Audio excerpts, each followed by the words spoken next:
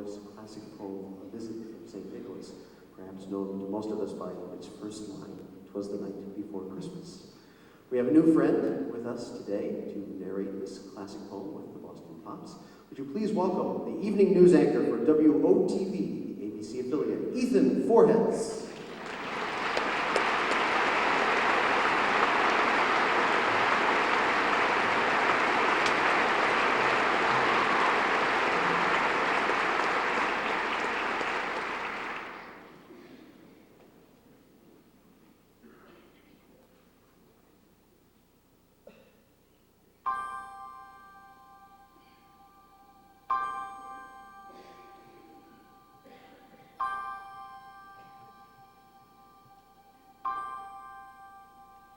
'Twas the night before Christmas, when all through the house not a creature was stirring, not even a mouse.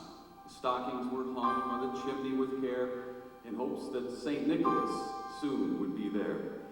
The children were nestled all snug in their beds, while visions of sugar plums danced in their heads. With Mama in her kerchief, I in my cap, and just settled down for a long winter's nap. When out on the lawn there arose such a clatter, I sprang from my bed to see what was the matter. Away to the window I flew to like a flash, tore open the shutter and threw up the sash. The moon on the breast of the new fallen snow gave a luster of midday to objects below. When what to my wondering eyes should appear, a miniature sleigh and 8 tiny reindeer. The little old driver so lively and quick, I knew in a moment it must be St. Nick. More rapid than eagles, his coursers they came, and he whistled, shouted, called them by name.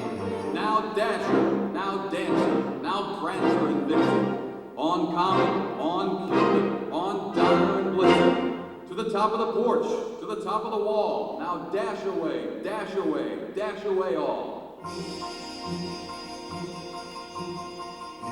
As dry leaves before the wild hurricane fly, as they meet with an obstacle, mount to the sky, then up to the housetop, the coursers they flew, with a sleigh full of toys and St. Nicholas too. And then, in a twinkling, I heard on the roof the prancing and pawing of each little hoof. As I drew in my head and was turning around, down the chimney St. Nicholas came with a bound.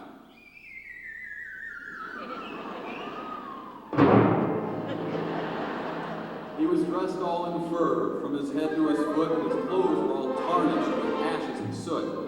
A bundle of toys he held slung on his back, and he looked like a peddler just opening his pack. His eyes, how they twinkled, his dimples, how merry. His cheeks were like roses, his nose like a cherry. His droll little mouth was drawn up in a bow, the beard of his chin was as white as the snow. The stump of a pipe he held tight in his teeth, and the smoke it encircled his head like a wreath. He had a broad face and a little round belly that shook when he laughed.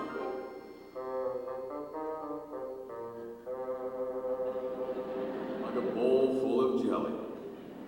He was chubby and plump, a right jolly old elf, and I laughed when I saw him in spite of myself. With a wink of his eye and a twist of his head soon gave me to know I had nothing to dread. He spoke not a word, but went straight to his work and filled all the stockings in turn with a jerk. And laying a finger at the side of his nose, he gave a nod and up the chimney he rose. He sprang to his sleigh, to his team, gave a whistle, and away they all flew like the down of a thistle.